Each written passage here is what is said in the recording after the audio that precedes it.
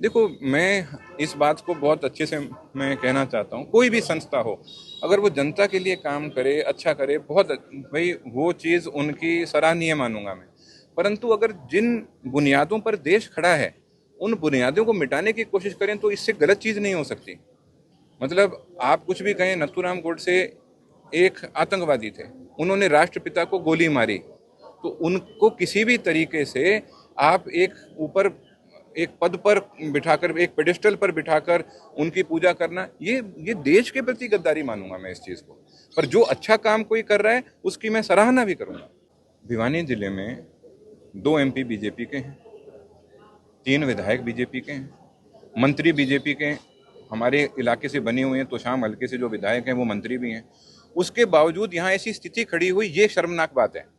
ये यहाँ पर ऐसी स्थिति खड़ी ही नहीं होनी चाहिए थी। जब पता था पीछे से पानी आ रहा है, बारिश इतनी हो रही है, उसी समय पर इसका जाब्ता करना जरूरी था, नहीं करा गया, इसके कारण ये स्थिति बनी। और इसलिए सरकार का उत्तरदायित्व बनता है इस समय किसानों को मुआवजा देना, जल्दी से जल्दी। अब बारिश और ठीक है 2 दिन हुई, पर पुरानी जैसे विराट रूप में हो रही थी वैसी नहीं हुई है। जल्दी से जल्दी पानी निकालने का प्रावधान करना चाहिए कि अगली फसल तो कम से कम खराब ना हो, पर इस मौजूदा हालात में देखते हुए अगली फसल भी खराब हो रही है। तो विशेष गिरदावरी अब तक नहीं हुई है। पोर्टल किसी काम का नहीं है, पोर्टल में गड़बड़े ही गड़बड़े हैं, उसको सबसे पहले सुधारना जरूरी है। बाजरे की खरीद नहीं हुई है अब तक, डीएपी मिलने में जितनी दिक्कतें आ रही हैं किसानों को, वो आप सबके सामने हैं। तो इन सब चीज़ों को देखकर ये लगता है कि किसान ने तो अपना मतलब सब कुछ गंवा दिया है, और सरकार ने सोच लिया कि हमें किसानों की ज़रूरत ही नहीं है।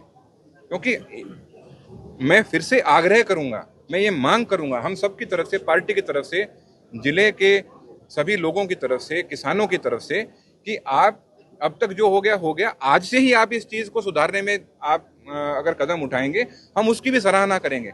पर ये ज़रूरी है, अनिवार्य है, नहीं करेंगे तो एक मैं आपको ये भी बता देता हूँ, हम सारे साथ मिलकर आंदोलन भी करेंगे।